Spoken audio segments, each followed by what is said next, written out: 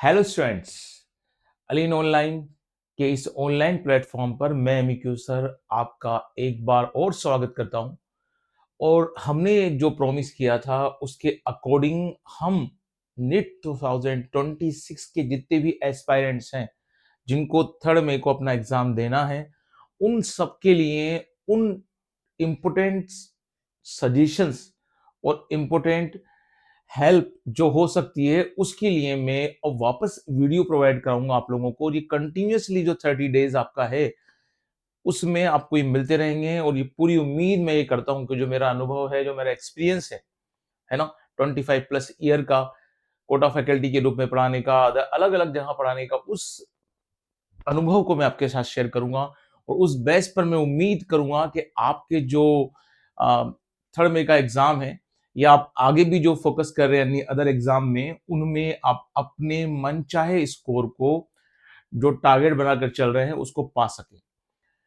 अब आप जानते हैं कि हमारा एग्जाम जो है वो 3 मई को है और हम लोग सब तैयारी पर लगे हुए हैं। हमें सजेशन चाहिए, हमें उन गलतियों को अवॉइड करना है, हमें उन टारगेट पर फोकस करना है जिससे हमारे मार्क्स आ जाएं। अब किन किन पॉइंट्स को हम लोग कंसिडर कर सकते हैं, किन किन पॉइंट्स पर हम फोकस कर सकते हैं, किन किन चीजों को हम अवॉइड कर सकते हैं, इन सबको मैंने आप लोगों के लिए इस लास्ट 30 डेज जो बचे हैं, इस लास्ट 30 डेज के प्लान में आप लोगों के सामने रखने का प्रयास किया है। और उम्मीद है कि जितने भी आप पॉइंट्स को कंसिडर करेंगे, ये आप लोगों के एग्जाम में काम आएंगे। तो जितने भी दोस्त आपके हैं, दुश्मन भी हैं, तो उनको सजेशन दीजिएगा, ये वीडियो देखें, ताकि मेन एग्जाम में उनसे गलती ना हो। कर भला तो हो भला, ये हमेशा फंडा काम आता है, चाहे दुनिया कितनी भी चेंज हो जाए।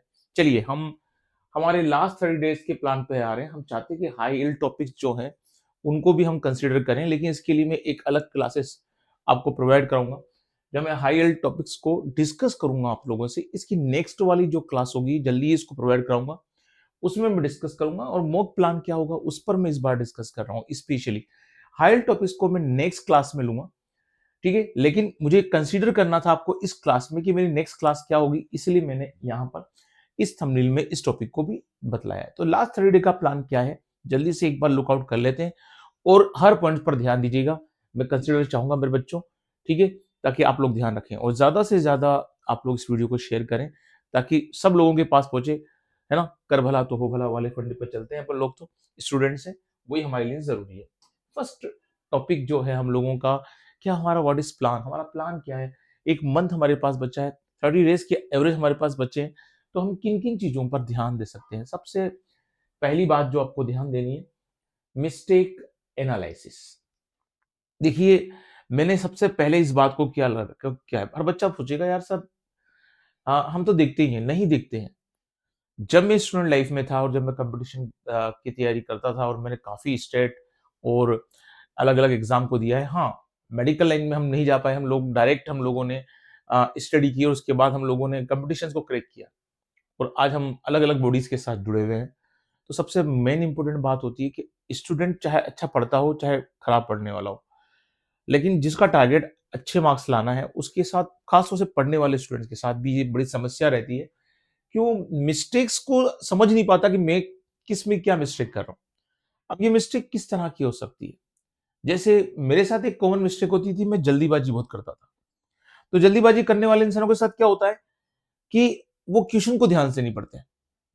ये एक मिस्टेक हो सकती है।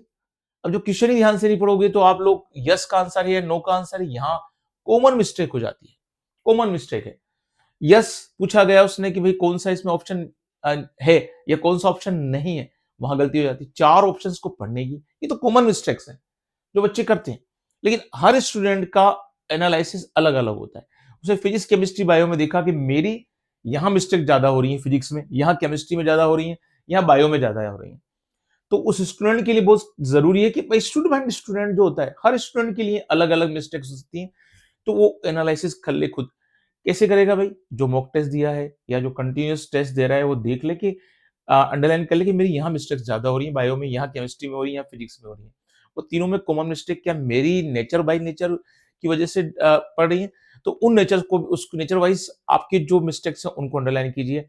वो आने वाले जो मॉक टेस्ट हैं उनमें उनको रिमूव कीजिए, आगे वो मिस्टेक नहीं होना चाहिए, इस बात का कंसिडर करें। और फिर भी आपको लगता है कि नहीं यार मैं तो मॉक टेस्ट में भी वो गलतियाँ कर रहा हूँ, वो मिस्टेक्स कर रहा हूँ, ठीक है? तो फिर आप बिल्कुल ही स्ट्रांगली अपने आप को बाइंड कीजिए कि वो मिस्टेक आप नहीं करेंगे। अच्छा, इसमें ऐसा नहीं करना है कि आप इतना ज़्यादा अवेयर हो जाएँ, हम कितनी भी तैयारी कर लें, हम कितनी भी चीज़ों को सही कर लें, कुछ छोटी-मोटी सिली मिस्टेक तो हो ही जाती हैं, है ना? जैसे ये प्रेशर कुकर की जो आवाज़ है, ये आपको अभी आ रही होगी, ठीक है ना?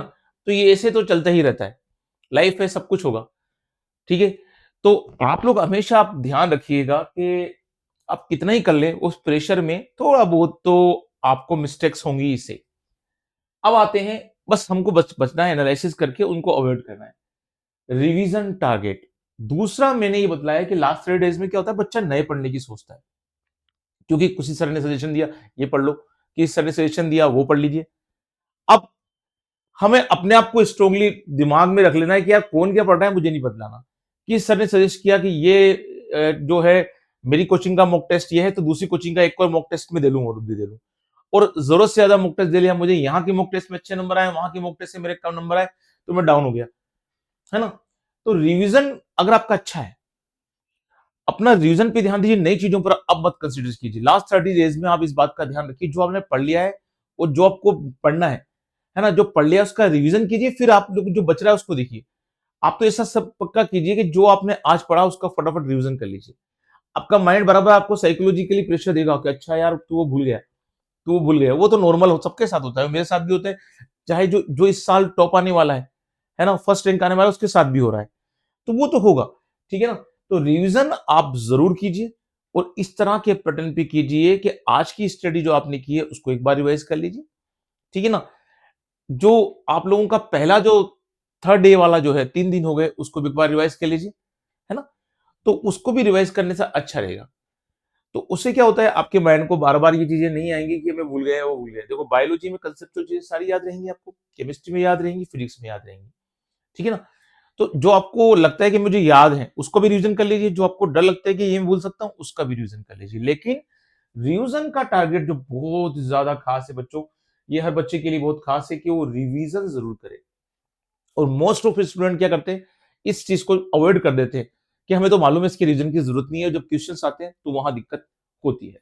चलिए, इसके साथ अब मैं अगली बात पर आऊं, तो अगली बात है कॉमन मिस्टेक्स, जिसकी मैं कई बार आपसे बात कर चुका हूं, इससे पहले भी मैं बोल चुका हूं कि understanding and avoiding. Common mistake generally बच्चे करते हैं, वो उनकी नजर में ही नहीं आता कि अरे मिस्टेक कौन सी मेरी कॉमन मिस्टेक हो रही है।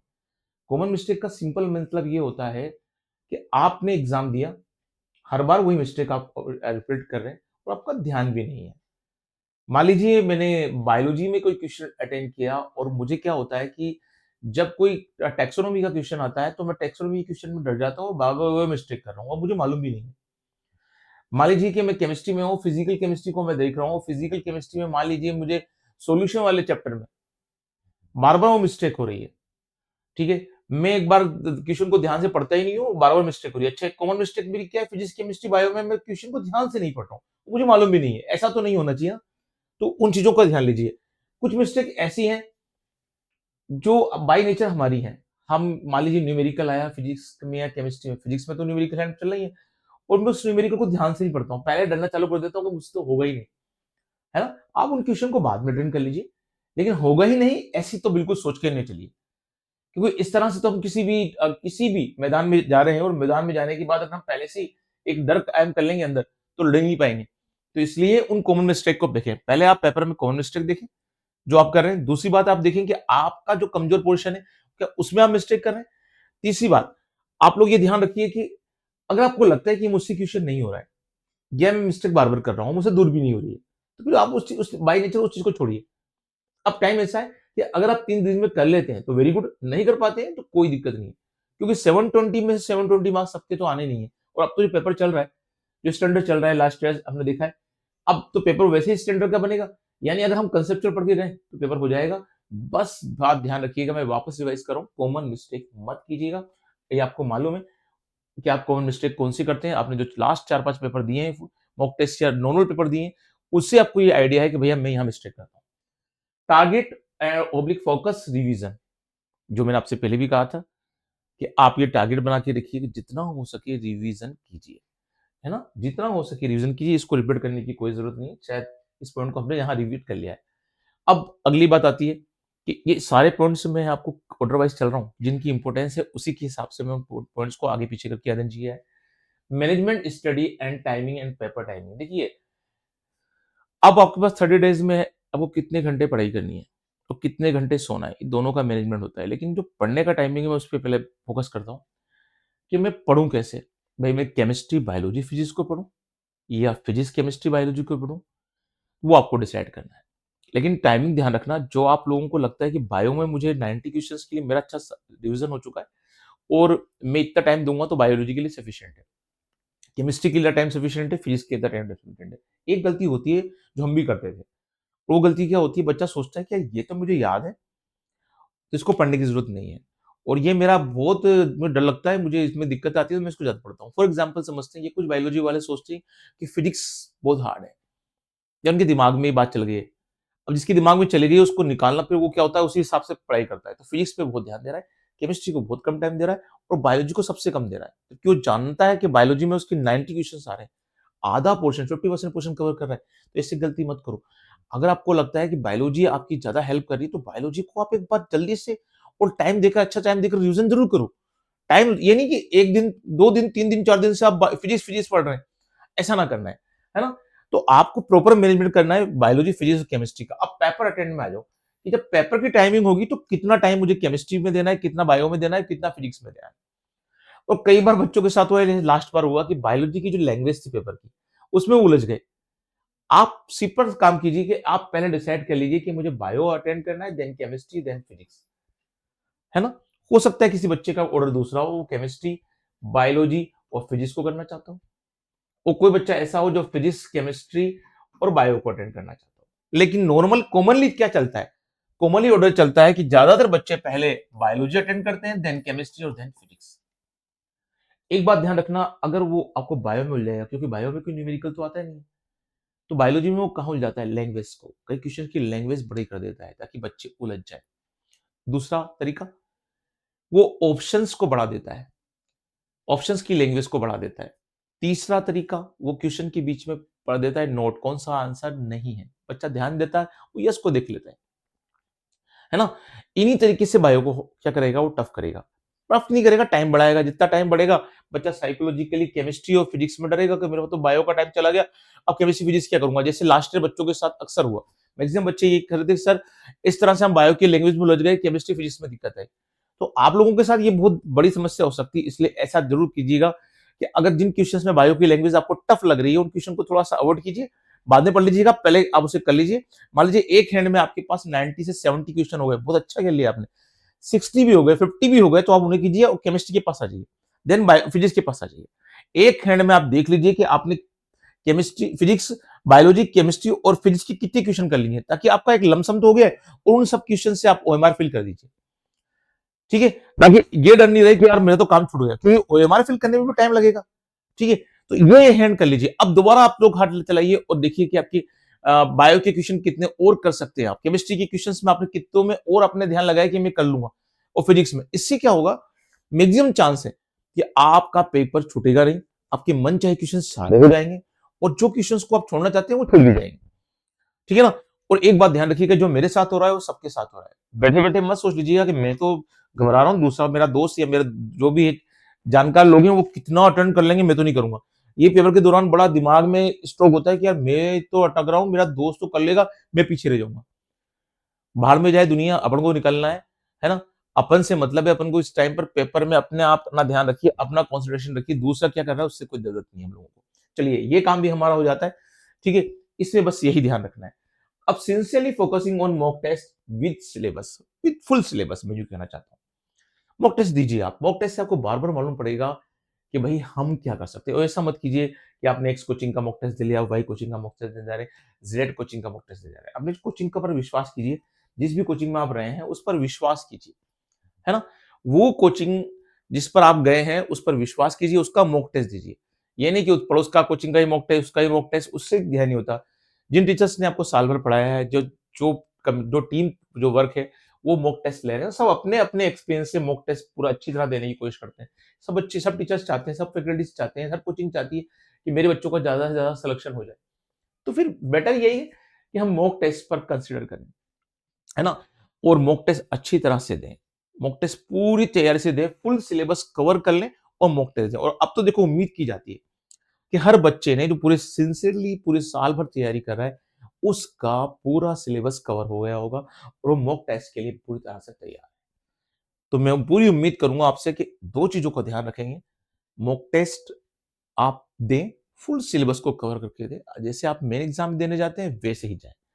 ऐसा नहीं कि चलो कोई बात नहीं, एक मॉक टेस्ट दे लेते, चेक कर लेते। तो आधी तैयारी से क्या चेक करोगे आप लोग, है ना? और ऐसा ही मत कीजिएगा कि सर मेरी तो 80% तैयारी है, मैं मॉक टेस्ट नहीं देता हूँ। वो भी गलत हो जाएगा। अब 80% ही किया आपने, मैं तो 100% कह रहा हूँ, फुल सिलेबस कवर नहीं किया, लेकिन मान लीजिए आपके 80% है तो लीजिए यार टेस्ट, है ना? हम तो उम्मीद कर रहे हैं कि आपने 100% कर लिया होगा, लेकिन मान लीजिए नहीं हुआ, आपके बाद कोई कंडीशन ऐसी लग गई, फिर भी आप मॉक टेस्ट दीजिएगा। क्लियर? ऐसा मत कीजिएगा कि फुल सिलेबस सर आपने बोल रहे हैं, तो हमारा तो हुआ ही नहीं, हम कैसे मॉक टेस्ट दें? उससे आपकी एक अपने आप को चेक करने को मिल जाएगा। जैसे हम जाते हैं मिरर के सामने अपने आप को चेक कर लेते हैं कि हम किस तरह दिख रहे हैं। वैसे ही मॉक टेस्ट देने से हम लोगों को ये तो आइडिया हो जाएगा कि हमारा किस तरह से चल रहा है, हम लोगों की तैयारी कैसी है। चलिए ये पॉइंट भी अपना कवर हो जाता है। अब आते हैं अगले पॉइंट पर। देखिए अगला पॉइंट है एनसीईआरटी पर फोकस करना है। अब एनसीईआरटी पर फोकस करना है, तो बायोलॉजी में, स्पेशली बायोलॉजी में आपको एनसीईआरटी फोकस करना है। इकोलॉजी वाली यूनिट हो गई, है ना? ह्यूमन हेल्थ और डिजीज़ वाली यूनिट हो गई, ठीक है? माइक्रोब्स वाली यूनिट चैप्टर हो गया, इवोल्यूशन वाला चैप्टर हो गया। स्पेशली यहाँ से तो लाइन टू लाइन कवर करते हो कि वो लाइन टू लाइन देते हैं, तो इन पर तो आप स्पेशली ध्यान देना। कुछ कंसेप्चुअल चैप्टर है जेनेटिक्स वाला, ठीक है? आपकी रिप्रोडक्शन वाला, टैक्सोनॉमी वाले, ठीक है? उसके बाद फिजियोलॉजी वाले, तो इनमें वो आपसे कुछ चाहेगा, घुमाएगा, फिराएगा, लेंगे इसको, तो वो उसके हिसाब से आप लोग ध्यान रखें। लेकिन एनसीईआरटी की लाइन टू लाइन स्टडी करनी ज़रूरी है और ये कि यही बात अप्लाई होती है केमिस्ट्री में। फिजिकल में वो ज़रूर उलझाता है, लेकिन ऑर्गेनिक और इनऑर्गेनिक केमिस्ट्री में वो लाइन्स का यूज़ कर लेता है आप लोगों के लिए। तो हर टीचर जानता है, हर टीचर बच्चों से यही कहता है कि आप फिजिकल में थोड़ा बहुत वो एनसीईआरटी की लाइन को टच ना करें, लेकिन ऑर्गेनिक केमिस्ट्री में और इनऑर्गेनिक केमिस्ट्री में तो स्पेशली करता ही है। तो मैं आपसे ये उम्मीद कर रहा हूँ कि आप अगर बायोलॉजी में तो 100% एनसीईआरटी पे ध्यान दीजिए। जो कंसेप्चुअल चैप्टर है उनमें ये भी उम्मीद कीजिए कि यहाँ से क्या होगा, वो आपसे कंसेप्ट के हिसाब से क्वेश्चन पूछेगा। लेकिन जो मैंने जैसे नाम दिया आपसे, इकोलॉजी वाली यूनिट्स हो गई हम लोगों की, है ना? हमारी सेल बायोलॉजी वाली यूनिट हो गई। हम लोगों के ह्यूमन हेल्थ और डिजीज़ वाली यूनिट हो गई, ठीक है ना? आप लोगों के और अगर चलते हैं 11 के सिलेबस में चलते हैं, तो 11 के सिलेबस में भी जो चैप्टर्स आप लोगों के हैं, ठीक है ना? तो जैसे आप लोगों के एक है टैक्सोनॉमी में पर्टिकुलरली जितने भी फाइलम और हैं, है ना? कोर्डेटा, नॉन कोर्डेटा के, उनमें भी वो एग्ज़ाम्पल से बिल्कुल एनसीईआरटी के लाइन से क्वेश्चन उठाया, कोई भी एक्स्ट्रा एग्ज़ाम्पल नहीं देगा। एक बात और मैं बोल दूँ, कई कोचिंग के मॉड्यूल्स हैं, उनमें इतना ज़्यादा बायो का मैटर दे रखा है एक्स्ट्रा। आप उसे अवॉइड कीजिए, एक्स्ट्रा नहीं आता है। बायो में आप लोगों के ओनली लाइन टू लाइन आएगा, उनमें जो चैप्टर्स में याद करना है। और जो कंसेप्चुअल हैं, उनमें तो वैसे ही कंसेप्ट्स क्लियर है आप लोगों की, तो उन कंसेप्चुअल क्वेश्चन को कवर कराइएगा। केमिस्ट्री में ध्यान रखिएगा, जो चैप्टर्स है ऑर्गेनिक केमिस्ट्री की मैं फिर रिवाइज़ कर रहा हूँ और इनऑर्गेनिक के उस पर एनसीईआरटी फोकस कीजिएगा, ठीक है? बाकी फिज़िकल में तो वही बात होती है कि आपको वो एक्सपेंड करेगा, जैसे फिज़िक्स में करता है। अब आते हैं concept builder and revision short notes. अब देखो कंसेप्ट्स तो आपकी बिल्ड होना चाहिए। जिन टॉपिक्स को आपने तैयार किया है और कंसेप्चुअल किया है, तो वो कंसेप्ट बिल्डिंग के बेस पे ही किया है ना? तो हम ये कह सकते हैं कि यार वहाँ तो आपने पूरी कंसेप्ट्स ही लगाई है, कंसेप्ट बिल्डिंग का काम ही किया है। रिवीजन कीजिए। आप जब जब मैं आपसे कई बार कहता हूँ कि जब आप पढ़ रहे होंगे, आपने नोट्स बनाए होंगे शॉर्ट नोट्स। वो शॉर्ट नोट्स कई बच्चों के क्या होता है, केमिस्ट्री के शॉर्ट नोट 8 या 10, मतलब 8-10 पेज में से पूरा सिलेबस हो जाता है। 8-10 पेजेस में ही हो जाता है। और कई कोचिंग्स में आप देखना कि उन्होंने लास्ट में आप लोगों को एक, अच्छा सबसे लास्ट में देते हो, स्टार्टिंग में नहीं देते। लास्ट में आपको रिवीजन शीट्स दी होंगी उन्होंने, पतली-पतली सी केमिस्ट्री की, बायोलॉजी की, फिजिक्स की, है ना? उन शीट्स पर फोकस कीजिएगा। और कई फ्लैश कार्ड भी आते हैं। वो सबसे बेटर तो ये होता है कि आपने जब स्टडी की, तो आपने पूरे नोट्स का, केमिस्ट्री का एक शॉर्ट नोट्स का एक बंडल बना लिया, बायोलॉजी के पूरे नोट्स का एक शॉर्ट नोट्स का बंडल बना लिया। कुछ मतलब मार्केट में भी आते हैं फ्लैश कार्ड वगैरह। अब जिसने तैयारी नहीं की या जो मान लीजिए आज अभी 12th एग्ज़ाम दिया है और अभी तैयारी कर रहा है, तो उसके पास इतने शॉर्ट नोट्स नहीं होंगे, वो फ्लैश कार्ड अवेलेबल करा ले, उससे पढ़ ले, है ना? लेकिन ऐसा ज़रूर करे वो कि उसके पास शॉर्ट नोट्स, अगर पूरी लास्ट पूरी स्टडी कर रहा है, तो वो शॉर्ट नोट्स का यूज़ करे। केमिस्ट्री की मतलब पूरी छोटा-सा आपके 8-10 पेज का एक शॉर्ट नोट्स की बुकलेट बन जाना चाहिए। और नहीं है तो कोचिंग भी प्रोवाइड कराती है, उसको भी साथ रखिए। बायोलॉजी की भी कोचिंग प्रोवाइड कराती है, केमिस्ट्री की भी कराती है, फिजिक्स की भी कराती है। उन शॉर्ट नोट्स और अपने शॉर्ट नोट्स को मिलाकर आप लोग रिवीजन कीजिए, ताकि आपको बार-बार ऐसा लगे कि हाँ, आपने तैयारी अच्छी है भैया। तो ये आप लोगों को ध्यान रखना है। अगला हमारा जो पॉइंट है, जो बहुत इंपॉर्टेंट है, अब आता है हमारी बॉडी के बात। हमारी बॉडी बहुत खेलती है। मैंने देखो पहला वर्ड लगाया है मैंने आपके सामने, consider physical and psychological health. Physical and psychological health. Physics में तो हम जानते हैं कि हम चाहे दुबले-पतले हों, चाहे बहुत मोटे हों, दोनों से कोई फ़र्क नहीं पड़ता है। क्लियर? अपने दिमाग से ये निकालिएगा कि मैं वो दुबला-पतला हूँ, तो वो अलग प्रॉब्लम है, मैं कुछ खा लूँ या नहीं खाऊँगा तो ऐसा दिक्कत आएगी, या बहुत मैं मेरी बॉडी बहुत ज़्यादा मोटी है, इससे कोई फ़र्क नहीं पड़ता है। ठीक है? यहाँ पर मैं ये बोलना चाहता हूँ कि आप अपना जो खाना है, उस खाने में अब इन 30 दिन तो ध्यान रखिए। जो जो ऐसी कोल्ड ड्रिंक वगैरह होती हैं जिनमें शुगर ज़्यादा होती है, ऐसी चीज़ें मत खाइए, है ना? इन पे ज़्यादा मत कीजिए। आप लोग हॉट डॉग खा रहे हो या आप लोग पिज़्ज़ा वगैरह खा रहे हो, बर्गर खा रहे हो, ये मत खाइए। इस टाइम पर आप बिल्कुल सादा खाना खाइए, ताकि आप लोगों को क्या रहे, ज़्यादा आप लोगों को नींद नहीं आए और सादे खाने से जल्दी डाइजेशन वगैरह हो जाए और आप लोगों की जो फिज़िकल हेल्थ अच्छी रहे। मेंटल हेल्थ में क्या होता है, चाहे मैं खुद एग्ज़ाम देने जा रहा हूँ, मुझे पढ़ते-पढ़ते कई बार लगता है यार मेरा सिलेक्शन होगा नहीं होगा। इतने लोगों ने एग्ज़ाम दिया है, मेरा क्या होगा? और ऐसा नहीं होता कि जो टीचर आपके सामने पढ़ा रहा है या जो बोल रहा है ना? कोटा में मैं कई टीचर्स को जानता हूँ जो अपनी लाइफ़ में फेल हुए हैं बहुत बार। फेल होना कोई बुरी बात नहीं है ना? कई आप कलेक्टर्स की इंटरव्यू देखिएगा कि उनके 10th में कितनी परसेंट थी, 12th की कितने परसेंट थी। आईएएस से आया जो, है ना? सिविल सर्विस में, लेकिन उनका बैकग्राउंड था वो इतना स्ट्रॉन्ग नहीं था। तो अपने आप को साथ बिल्कुल अपने साथ बिल्कुल ऐसा मत कीजिए कि अपने आप को आप कंसिडर ही नहीं कर रहे हैं। कोई आप रोबोट तो है नहीं ना। आप एक हाड़ माँस के इंसान हैं जिसको बॉडी चल रही है और बॉडी के अंदर एक एनर्जी से आप बूस्ट कर रहे हैं। तो मेंटल हेल्थ अच्छी रखिए, अपने आप से कहते रहिए आई एम द बेस्ट। पहली चीज़ आई एम द बेस्ट, मैं वापस रिवाइज़ कर रहा हूँ, है ना? आई एम द बेस्ट, ये अपने आप से रोज़ 3-3 बार बोलते रहिए। दूसरी बात, आप वही थ्री इडियट वाला डायलॉग अपने दिल को समझाते रहिए, ऑल इज़ वेल। ठीक है? वो भी आप लोगों के लिए ज़रूरी है, क्योंकि आप अपने आप को खुद अच्छा नहीं मानेंगे, तो दूसरे तो आपको बोलने को तैयार है कि भैया हाँ, हाँ, तेरा सिलेक्शन होगा क्या? तो उनसे तो आप उम्मीद मत कीजिए। तीसरी कंडीशन ये है, अपने पेरेंट्स से बात करते रहिए, है ना? उनसे बात करने से क्या होता है, आप हफ्ते में 1 बार बात कर लिए, वीक में 1 बार बात कर लिए, 2 दिन 3 दिन में 1 बार बात कर लिए, उससे फैमिली टच रहता है तो थोड़ा-सा कॉन्फिडेंस बनता है, ठीक है? चौथा, ये दूसरों से मत पूछिए तेरी तैयारी कितनी होगी, मेरी तैयारी इतनी, तूने कितना पढ़ लिया? सिलेक्शन किसका होगा, ये सब फ्यूचर में है। तो उसने कितना पढ़ लिया उससे कोई लेना-देना नहीं, मैंने कितना पढ़ा मुझे इससे लेना-देना है। क्लियर? तो आप ध्यान रखिए। चौथी बात, जब पढ़ते-पढ़ते हम लोगों को ध्यान में ये आता है कि मैं तो भूल रहा हूँ, मुझे वो टॉपिक याद नहीं है, मैं उसको देख लूँ, मुझे वो टॉपिक याद नहीं है, मैं वो उस शीट से पढ़ रहा है, मैं इस शीट से पढ़ रहा हूँ। खत्म कीजिए, जो आपके पास है वो बेस्ट है।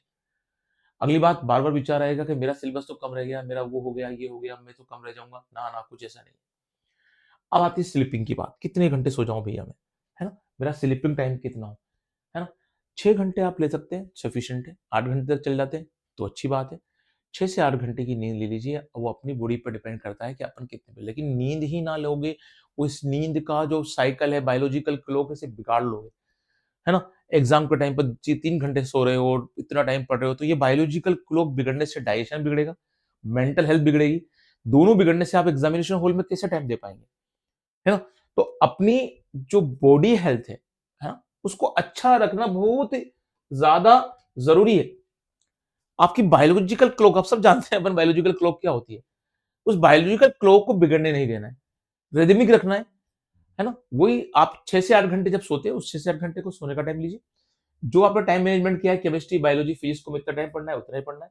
मुझे इस टाइम ये रिवीजन करना है, ये रिवीजन करना है। मुझे इस 2 दिन में मॉक टेस्ट देना है, 3 दिन में मॉक टेस्ट देना है, वही वही तैयारी करना है। मुझे इतना रिवीजन करना है, वही रिवीजन करना है। मुझे इतना देर खाना खाना है या घूमने जाना है, वही घूमने जाना है ना? तो उसको अगर आप मैनेज करके रखेंगे, तो मेन एग्ज़ाम इन 30 दिन के बाद जब एक दिन आपका थर्ड को एग्ज़ाम होगा, तो उस दिन आपकी बॉडी को ऐसा नहीं लगेगा कि भैया कोई दूसरा प्राणी, कोई दूसरा ऑर्गेनिज़्म एग्ज़ाम देने आया है। वही बंदा आया जो 30 दिन से था। तो अपनी बॉडी पे रहम कीजिएगा।